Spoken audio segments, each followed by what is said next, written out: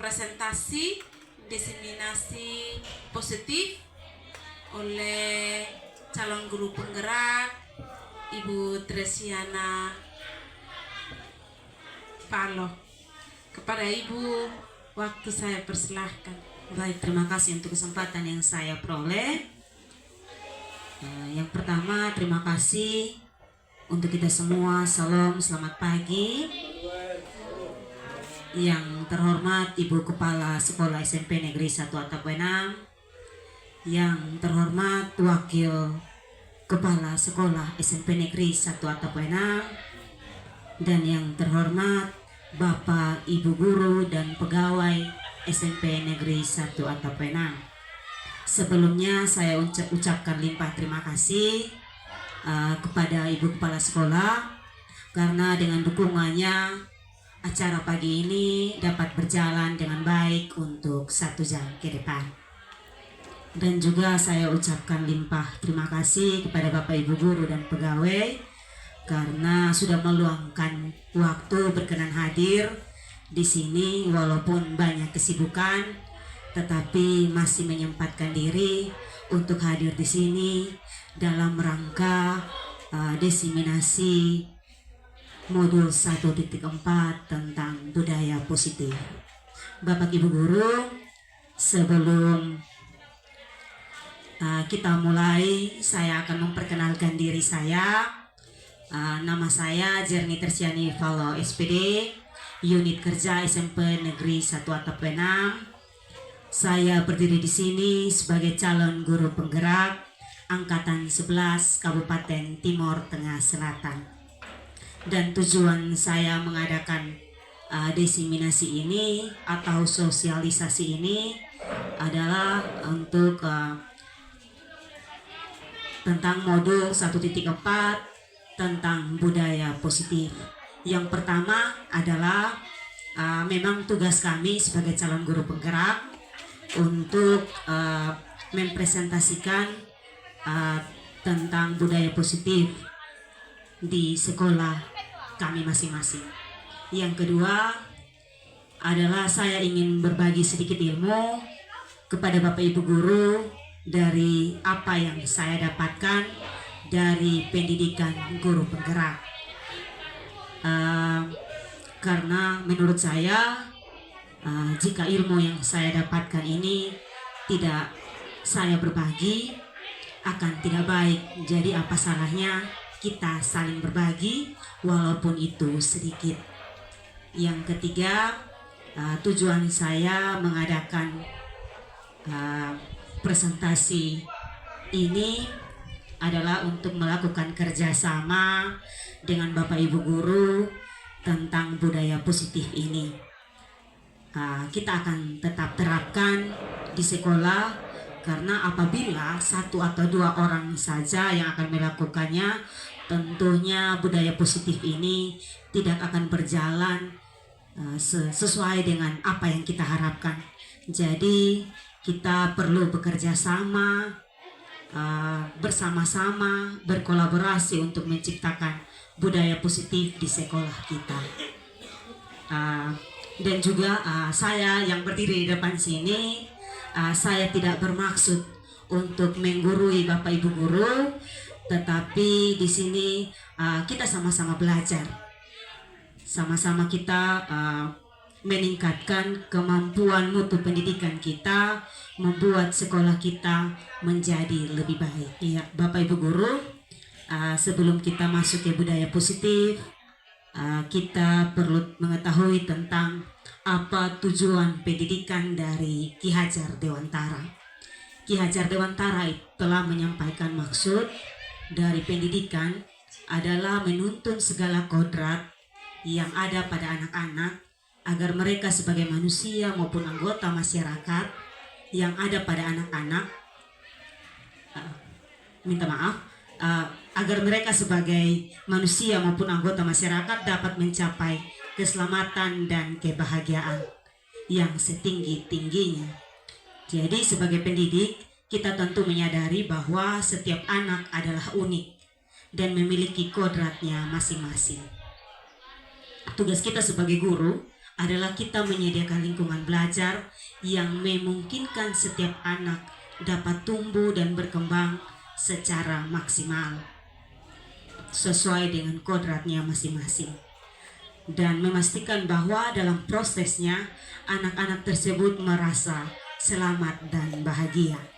Jadi setiap murid yang duduk di kelas kita adalah individu yang unik. Jadi seharusnya menjadi dasar dari praktik-praktik pembelajaran yang kita lakukan di kelas dan di sekolah, serta menjadi kerangka atau acuan saat mengevaluasi praktik-praktik pembelajaran kita. Jadi ini adalah konsep inti dari budaya positif. Yang pertama itu disiplin positif dan nilai-nilai kebajikan. Yang kedua tentang kebutuhan dasar manusia dan dunia berkualitas.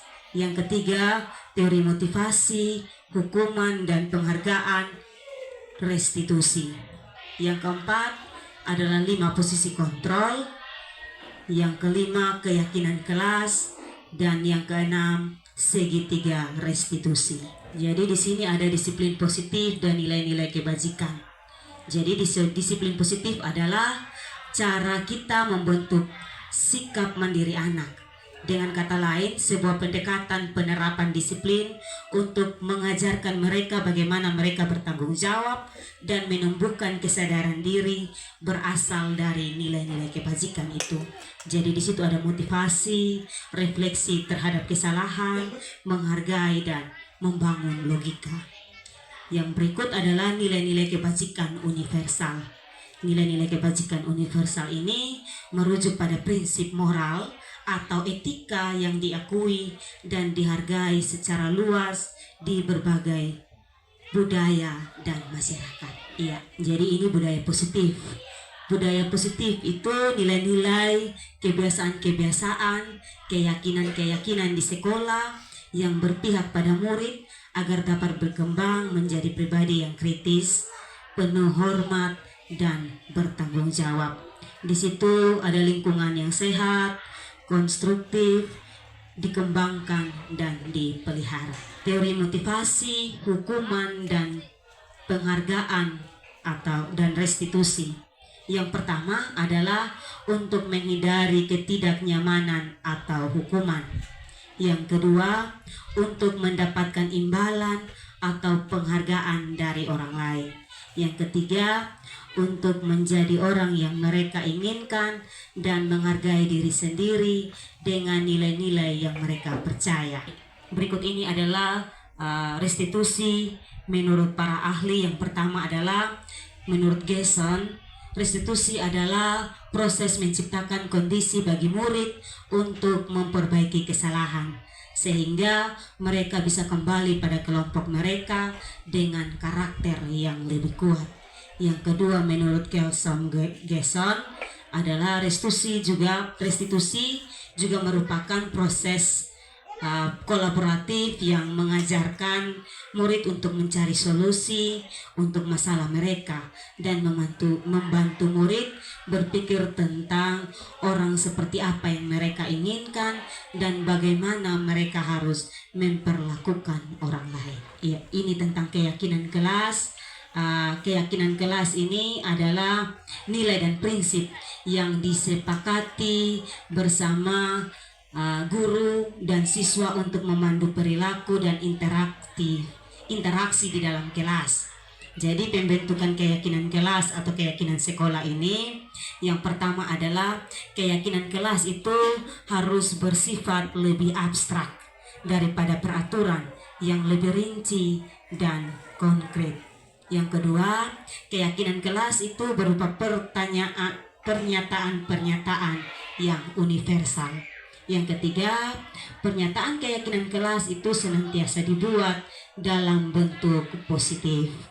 Yang kelima, keyakinan kelas hendaknya tidak terlalu banyak sehingga mudah diingat dan dipahami oleh semua warga kelas atau warga sekolah. Yang ketujuh, keyakinan kelas sebaiknya sesuatu yang dapat diterapkan di lingkungan tersebut. Yang berikut, semua warga kelas hendaknya ikut berkontribusi dalam pembuatan keyakinan kelas lewat kegiatan curah pendapat. Yang terakhir, bersedia meninjau kembali keyakinan kelas dari waktu ke waktu. Ya, ini adalah prosedur dalam pembentukan keyakinan sekolah atau keyakinan kelas. Yang pertama adalah kita mempersilahkan warga sekolah atau peserta didik di sekolah atau di kelas untuk memberikan pendapat tentang peraturan yang dapat disepakati bersama di sekolah atau di kelas. Yang kedua, kita mencatat semua masukan-masukan para murid sehingga di sekolah, di papan tulis atau di kertas besar seperti karton yang berukuran poster atau yang bisa membantu kita memajang di kelas dalam proses pembelajaran di kelas nanti. Yang ketiga, kita susun keyakinan kelas sesuai dengan prosedur pembentukan keyakinan kelas. Kita ganti kalimat yang menjadi kalimat negatif, kita ganti dengan kalimat positif. Contoh kalimat negatif itu jangan berlari di kelas atau koridor. Kita bisa ganti dengan kalimat positif itu seperti berjalanlah di kelas atau di koridor. Yang keempat, kita tinjau kembali daftar curah pendapat yang sudah dicatat. Kita mungkin akan mendapati bahwa pertanyaan yang tertulis di sana masih banyak berupa peraturan. Selanjutnya kita ajak peserta didik atau warga sekolah untuk menemukan nilai kebajikan atau keyakinan yang kita sepakati bersama. Yang kelima, kita tinjau ulang keyakinan kelas bersama-sama.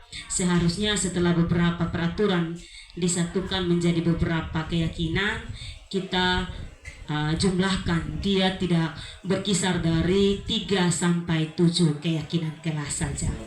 Kemudian yang keenam, setelah kita membuat keyakinan kelas, setelah kita buat, maka semua warga kelas kita meninjau ulang dan kita menyetujui dengan menandatangani keyakinan kelas tersebut, termasuk guru dan seluruh peserta didik. Dan yang terakhir, keyakinan kelas selanjutnya bisa kita lekatkan di dinding kelas dan di tempat yang mudah dilihat semua warga kelas. Iya, jadi di sini ada kebutuhan dasar manusia dan dunia berkualitas.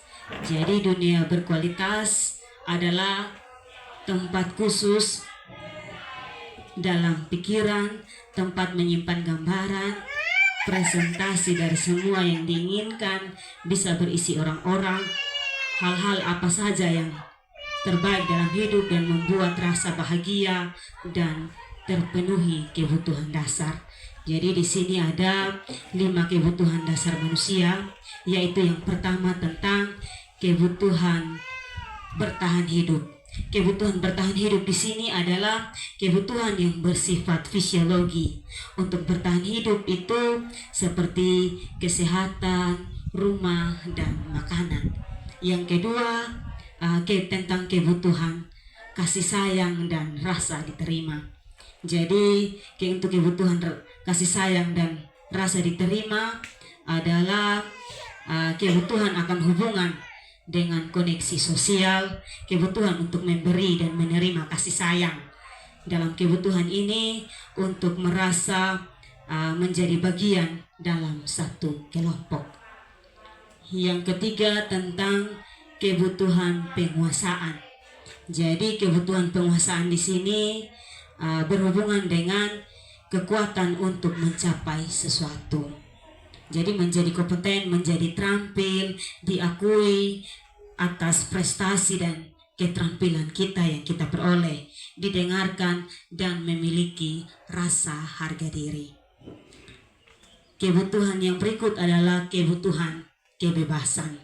Kebutuhan kebebasan di sini adalah untuk mereka merasa merdeka.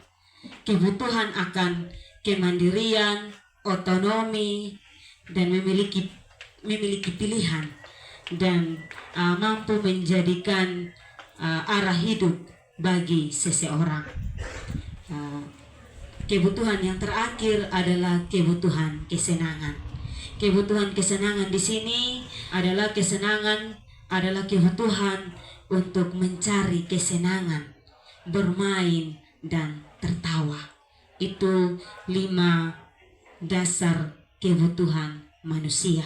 Ya, yang berikut adalah 5 posisi kontrol kita sebagai guru. Jadi dalam 5 posisi kontrol guru ini nanti baru kita menempatkan kira-kira kita ada di posisi kontrol guru yang di posisi yang keberapa yang selama ini kita laksanakan di sekolah kita. Jadi 5 posisi kontrol guru. Yang pertama adalah penghukum. Jadi posisi kontrol seorang guru sebagai penghukum ini bisa menggunakan hukuman fisik atau hukuman verbal. Jadi guru yang menggunakan atau yang menjalankan posisi penghukum biasa senantiasa mengatakan bahwa sekolah melakukan sistem atau alat yang dapat lebih menekankan murid-murid lebih dalam lagi. Jadi ini contoh kalimat seorang guru penghukum. Seorang penghukum ketika anak itu membuat kesalahan, maka seorang guru penghukum akan dengan kalimat, saya pilih pohon telinga bunyi di situ. Jadi itu posisi kontrol guru sebagai seorang penghukum, atau patuhi aturan saya. Ketika kamu tidak mematuhi aturan saya, maka kamu akan menerima konsekuensinya. Itu contoh posisi kontrol seorang guru sebagai penghukum. Yang kedua, posisi kontrol seorang guru yang kedua adalah pembuat merasa bersalah. Pada posisi ini biasanya guru lebih lembut, yang membuat peserta didik tidak merasa nyaman dan merasa bersalah atau merasa rendah diri. Jadi contoh kalimat yang sering diucapkan guru sebagai pembuat merasa bersalah adalah, ibu sangat kecewa dengan kamu. Sudah diperingatkan ulang-ulang, tetapi hal itu masih kamu buat. Atau berapa kali lagi harus ditegur. Jadi kalimat itu yang diucapkan oleh posisi kontrol guru sebagai pembuat merasa bersalah. Kemudian yang ketiga adalah posisi kontrol guru sebagai seorang teman. Posisi kontrol guru sebagai seorang teman di sini, pada posisi ini tidak ada yang saling menyakiti. Namun guru akan tetap berupaya mengontrol peserta didik. Posisi teman itu bisa bersifat positif atau negatif. Guru di posisi teman biasa menggunakan hubungan yang baik dan juga rumor untuk mempengaruhi seorang peserta didik. Mereka akan berkata begini, ayo bantu ibu. Kalau kalian tidak membantu ibu, maka ibu akan dimarahi oleh kepala sekolah. Itu contoh posisi guru sebagai seorang teman. Atau kalau kalian terlambat, maka kami sebagai guru piket akan disalahkan. Jadi itu contoh kalimat posisi guru sebagai seorang teman. Yang keempat adalah posisi guru sebagai seorang pemantau. Pemantau di sini berarti dia mengawasi. Pada saat kita mengawasi itu, kita bertanggung jawab atas perilaku peserta didik yang ada di sekolah kita. Jadi pertanyaan-pertanyaan dari pemantau itu biasanya kita bertanya, peraturan apa yang ada di sekolah kita? Kira-kira apa yang telah kamu lakukan ini baik atau tidak baik? Atau kira-kira sanksi apa yang saya mau berikan ke kalian? Itu pemantau. Posisi kontrol guru sebagai pemantau. Yang terakhir adalah posisi kontrol guru sebagai manajer. Jadi posisi kontrol guru sebagai manajer di sini adalah posisi di mana guru berbuat sesuatu bersama dengan peserta didik. Guru akan mempersilahkan murid mempertanggungjawabkan perilakunya, mendukung murid agar dapat menemukan solusi atas permasalahannya. Jadi contoh kalimat yang biasa sering dipakai oleh seorang posisi guru sebagai seorang manajer itu biasa dia bertanya pada keyakinan kelas yang tadi saya sudah jelaskan terlebih dahulu tentang pembuat keyakinan kelas. Jadi jika kita sudah membuat keyakinan kelas dan peserta didik melanggar keyakinan kelas itu, maka kita akan bertanya kepada peserta didik, apa yang kita yakini bersama-sama di sekolah atau di kelas. Ketika kita anak-anak sudah menjawab tentang, contohnya tentang disiplin waktu, saat kita berdiskusi dengan mereka tentang disiplin tentang keyakinan kelas, maka kita akan bertanya, kira-kira keyakinan kelas yang ada atau keyakinan sekolah itu kira-kira apa yang kamu langgar? Oh, disiplin waktu. Jadi ketika kita sudah menanyakan tentang disiplin waktu, kira-kira kamu bersedia tidak memperbaiki kesalahan itu, sehingga tidak tetap ada pada disiplin waktu, tidak terlambat seperti itu. Jadi ketika dia bersedia, maka kita menanyakan rencana. Kira-kira rencana apa untuk kamu bisa memperbaiki hal ini? Mungkin dengan tidak terlambat, ada cara-cara lain untuk kita memperbaiki peserta didik supaya tidak terlambat. Jadi itu tentang 5 posisi kontrol guru. Kemudian yang terakhir adalah segitiga restitusi. Jadi segitiga restitusi adalah proses menciptakan kondisi bagi peserta didik untuk memperbaiki kesalahan mereka sehingga mereka bisa kembali pada kelompok mereka dengan karakter yang lebih kuat. Jadi segitiga restitusi ini yang pertama adalah menstabilkan identitas. Menstabilkan identitas di sini adalah jika anak membuat kesalahan, maka ada kebutuhan dasar mereka yang tidak terpenuhi. Jadi kita sebagai guru, kita harus mampu meyakinkan mereka dengan kalimat-kalimat yang membuat mereka kuat. Itu contohnya seperti ini, tidak ada manusia yang sempurna, atau dulu ibu atau pak pernah seperti ini. Kemudian ketika seseorang dalam kondisi emosional, maka otak tidak akan mampu berpikir rasional. Saat itu kita akan menstabilkan identitas anak.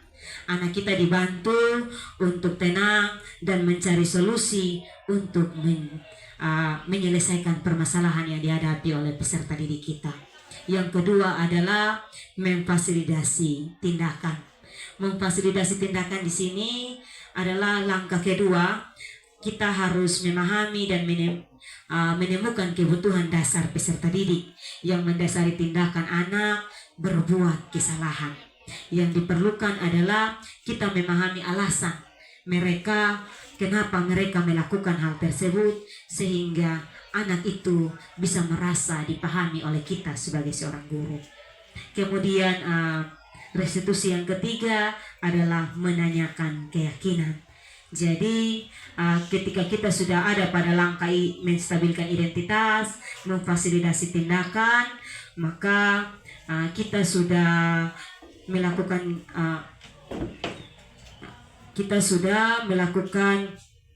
anak akan siap untuk dihubungkan dengan nilai-nilai yang ada pada keyakinan kelas. Jadi dan berpindah dari orang yang dia inginkan. Penting juga untuk menanyakan ke anak tentang kehidupan ke depan yang diinginkan anak. Jadi ketika sudah mereka menemukan gambaran tentang masa depan mereka, maka kita sebagai guru dapat membantu mereka untuk tetap fokus pada apa yang menjadi gambaran mereka atau apa yang menjadi masa depan mereka. Jadi melalui segitiga restitusi ini kita dapat mewujudkan mereka menjadi murid yang merdeka. Mungkin itu sekian dari saya dan terima kasih untuk kita semua. Selamat pagi. Saya kembalikan ke MC. Selamat pagi anak-anak. Selamat pagi. Apa kabar hari ini? Baik. Baik, terima kasih.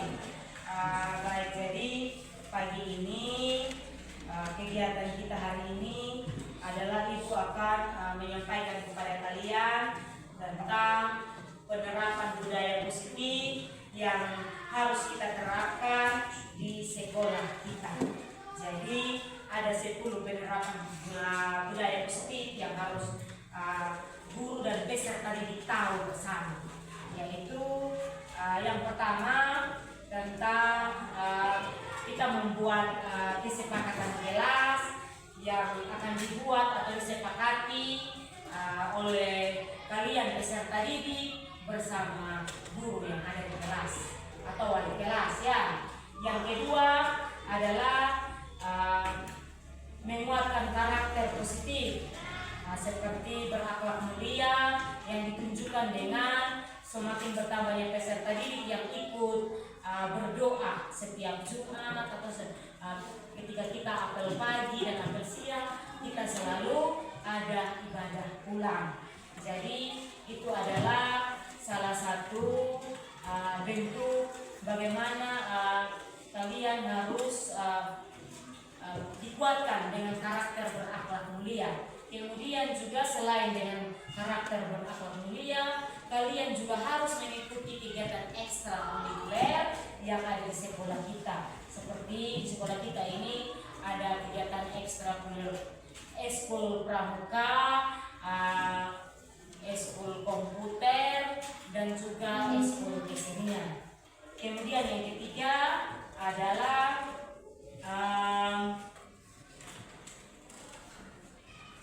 menguatkan karakter peduli terhadap teman. Jadi peduli terhadap teman yang membutuhkan dukungan belajar. Hal ini ditunjukkan dengan ketika kita punya teman yang satu mungkin kurang paham tentang satu materi, contohnya mungkin dalam pembelajaran bahasa Inggris dia kurang paham mungkin. Kita yang mengerti, kita bisa menjadi teman tutor sebaya, atau kita bisa menjelaskan, kasih dia tentang tujuan dari pembelajaran ini, tentang bahasa Inggris itu tentang apa, kemudian menjadi tutor sebaya, bisa menjelaskan kepada teman sehingga dia memiliki pemahaman yang sama seperti kalian. Kemudian yang berikut adalah kita harus meningkatkan kedisiplinan kita sebagai peserta didik, yaitu dengan kehadiran kita di sekolah harus tepat waktu. Yang berikut adalah harus menguatkan karakter dalam bertanggung jawab, tentang bertanggung jawab terhadap tugas yang diberikan, baik itu tugas mata pelajaran maupun yang berkaitan dengan kerapian dan juga kebersihan kelas. Jadi kita harus bertanggung jawab ketika kita diberikan tugas. Itu adalah budaya positif yang harus kita terapkan di sekolah kita atau di kelas. Kemudian yang berikut adalah adanya poster keyakinan kelas yang dipajang di kelas. Jadi sebentar kita akan membuat keyakinan kelas secara bersama. Setelah itu keyakinan kelas yang kita buat itu kita sepakati bersama. Setelah kita sepakati bersama, kita bisa bikin dalam bentuk satu poster untuk kita pajang di kelas. Jadi tujuan dari poster keyakinan kelas adalah sebagai acuan bagi kita, sehingga ketika ada pembelajaran di kelas, kita bisa menjadikan keyakinan kelas itu sebagai acuan atau sebagai aturan yang harus kita patuhi bersama. Karena kesepakatan kelas itu kita akan buat bersama-sama dan kita sepakati secara bersama-sama. Kemudian yang terakhir adalah peserta didik harus menunjukkan program 5S atau budaya positif 5S. Jadi 5S itu ada senyum, salam, sapa, sopan, dan santun. Sekali lagi, budaya positif 5S itu ada senyum, salam, sapa, sopan, dan santun.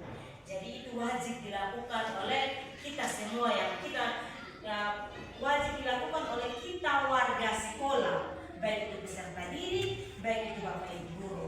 Jadi kita harus terapkan program 5S itu di sekolah kita. Bisa ya, sampai sini paham? Jadi kesepakatan kelas yang nanti kita buat di kelas ini dalam proses pembelajaran bisa berjalan dengan disiplin dan tertib. Itu tujuan dari kita membuat kesepakatan kelas. Jadi kesepakatan kelas ini bukan hanya dibuat oleh saya sebagai guru atau sebagai wali kelas saja, tetapi dibuat oleh warga kelas atau kita semua yang ada di dalam kelas, kita wajib buat. Jadi saya akan membagikan stick note ini kepada kalian untuk menuliskan kesepakatan kelas kita. Kira-kira apa yang menjadi kesepakatan kelas kita bisa buat bersama, sehingga itu menjadi acuan kita di depan. Itu menjadi acuan sehingga kita bisa menjadi aturan yang harus kita buat di kelas kita. Jadi ketika kita sudah membuat kesepakatan kelas yang ada, kita wajib untuk mentaati semua aturan yang sudah kita sepakati bersama. Oh iya, satu lagi, kalimat yang ada dalam kesepakatan kelas bersifat kalimat-kalimat positif. Bersifat kalimat-kalimat positif yang tidak berbau hukuman. Misalnya, contoh, jika terlambat maka harus diberi hukuman, tidak boleh. Jadi kalau contohnya mau tentang disiplin waktu, berarti mengerjakan tugas tepat waktu. Jangan kita buat dalam bentuk hukuman bahwa jika terlambat harus lari keliling lapangan. Itu salah, tidak boleh. Silakan tulis. Sudah ya? Sudah. Oke. Kalau sudah silahkan tempel di papan tulis. Tempel yang rapi ya.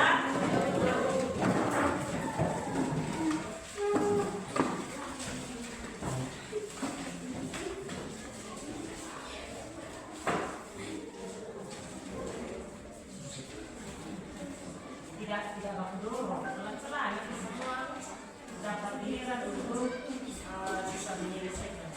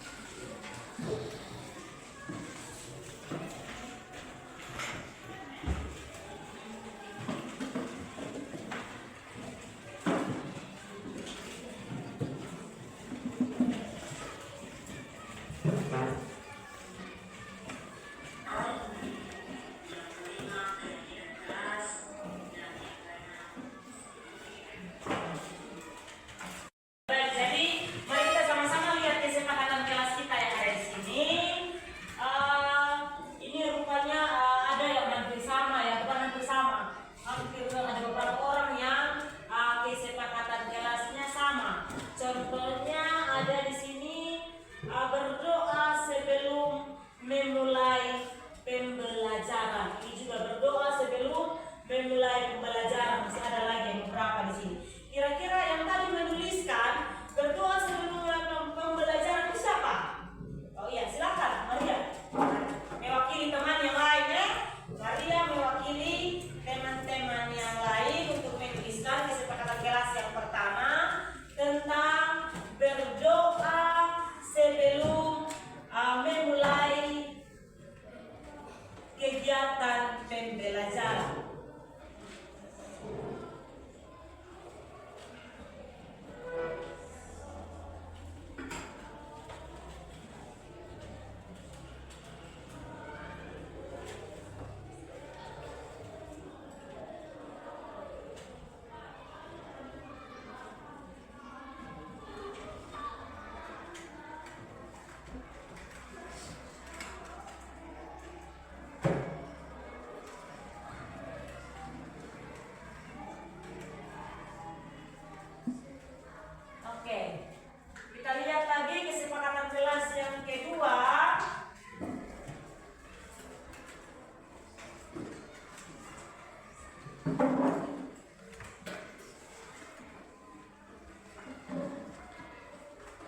Saling menghargai pendapat orang lain.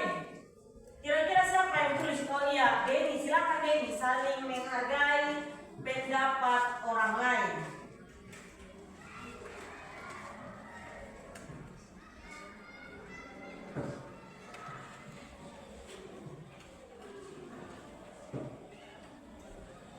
Saling menghargai pendapat orang lain. Yang berikut kita lihat lagi. Sambil Denny tulis kita lihat lagi. Ada di sini saling bekerja sama. Itu siapa yang ada tulis itu saling bekerja sama? Oh iya, silahkan Derby. Saling bekerja sama, tunggu setelah Denny baru Derby tulis. Ya, saling menghargai pendapat orang lain. Oke, Derby. Saling bekerja sama. Ada lagi, kita lihat lagi. Ada di sini tentang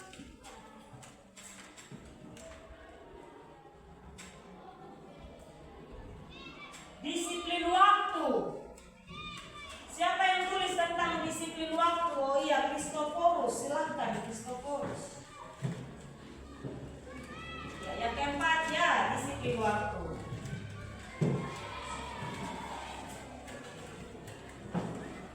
Berikut kita lihat sama-sama lagi. Di sini ada tentang menjaga kebersihan. Menjaga kebersihan kelas. Iya, silakan. Jumianti Palo. Silakan.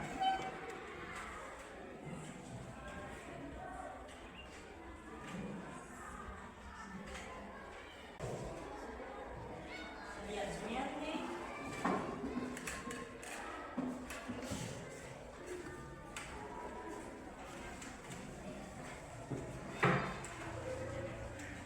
Kita lihat lagi. Iya, ada di sini tentang menyelesaikan tugas tepat waktu. Febriana Fuel.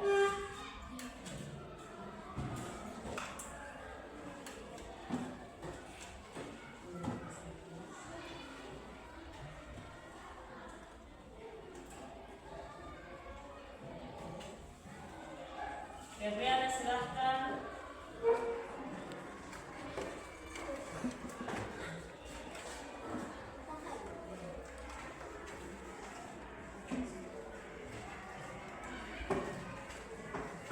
Kemudian yang berikut, mengikuti seluruh kegiatan pembelajaran. Siapa yang tulis itu?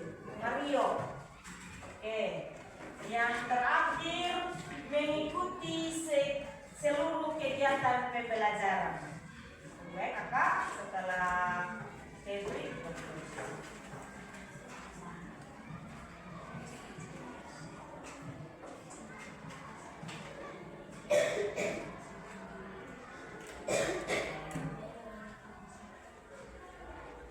Mengikuti seluruh kegiatan pembelajaran. Bisa kok Maria pasti.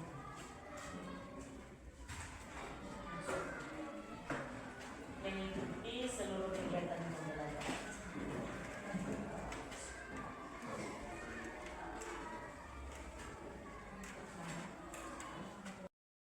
Ya baik, jadi ini adalah kesepakatan kelas kita. Jadi ada 7 yang dibacakan untuk kalian semua. Yang pertama adalah berdoa sebelum memulai kegiatan pembelajaran. Yang kedua, saling menghargai pendapat orang lain. Yang ketiga, saling bekerja sama. Yang keempat, disiplin waktu. Yang kelima, menjaga kebersihan kelas. Yang keenam, menyelesaikan tugas tepat waktu. Yang ketujuh, mengikuti seluruh kegiatan pembelajaran. Jadi ini adalah kesepakatan kelas kita. Apakah kalian setuju dengan poin yang pertama? Setuju ya, tentang berdoa sebelum mengikuti kegiatan pembelajaran. Setuju ya? Iya. Jadi ketika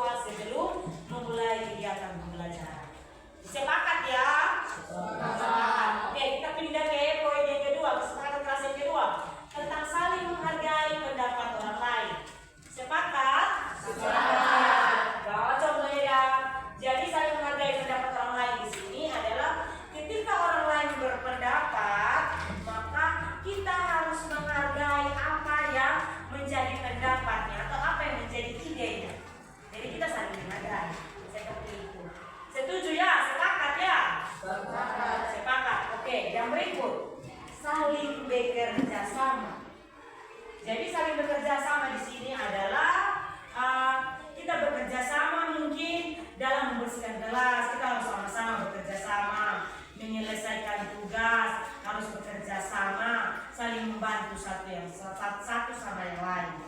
Jadi setuju ya tentang saling bekerja sama? Setuju. Oke. Disiplin waktu. Disiplin waktu di sini artinya bahwa semua yang kita lakukan kita harus disiplin waktu. Contohnya, datang harus tepat waktu, pulang tepat waktu, bekerja tugas tepat waktu. Jadi kita harus disiplin waktu. Setuju? Setuju. Oke, kita sepakat. Kemudian yang berikut, menjaga kebersihan kelas. Jadi menjaga kebersihan kelas di sini adalah kita masing-masing, kita yang ada di sini, kita harus menjaga kebersihan kelas yang ada. Contohnya mungkin ada kertas buram yang harus kita mungkin ada di meja kita yang harus kita buang, berarti kita harus buangnya pada harus buang pada tempat sampah. Jadi kita tetap menjaga kebersihan kelas kita. Sepakat ya tentang menjaga kebersihan kelas? Sepakat. Jadi kebersihan kelas ini bukan tugasnya bukan tugasnya ketua kebersihan, tetapi kita semua yang ada di sini. Kita semua yang sebagai warga sekolah kita harus menjaga kebersihan kelas. Oke, sepakat ya tentang kebersihan kelas. Yang keenam, menyelesaikan tugas tepat waktu. Nah, menyelesaikan tugas tepat waktu, contohnya hari ini ada pelajaran bahasa Inggris. Ibu kasih tugas, ibu bilang hari ini hari Rabu, hari Jumat ada jam bahasa Inggris, kalau mengumpulkan tugas ya. Jadi kita harus tepat waktu, hari Jumat harus kumpul tugas. Jangan hari Jumat yang lain tugas belum selesai. Berarti dia melanggar kesepakatan kelas kita tentang menyelesaikan tugas tepat waktu. Bisa ya? Sepakat? Sepakat. Yang ketujuh, mengikuti seluruh kegiatan pembelajaran.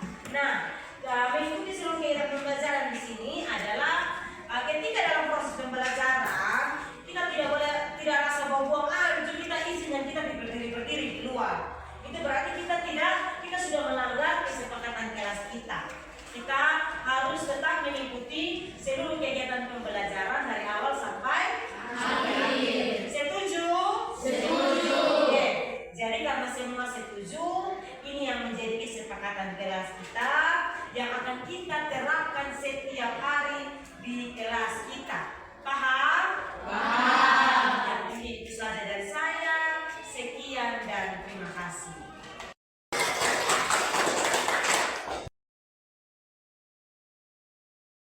Shalom, selamat pagi. Perkenalkan nama saya Dewi Sandari. Saya dari kelas 9C. Dengan adanya kesepakatan kelas, kami bisa dipacu dalam mengembangkan budaya positif di dalam kelas maupun di luar kelas atau di sekolah dengan secaranya. Contohnya menghargai guru dan siswa, menjaga kebersihan kelas, dan disiplin tepat waktu. Itu saja dari saya dan terima kasih.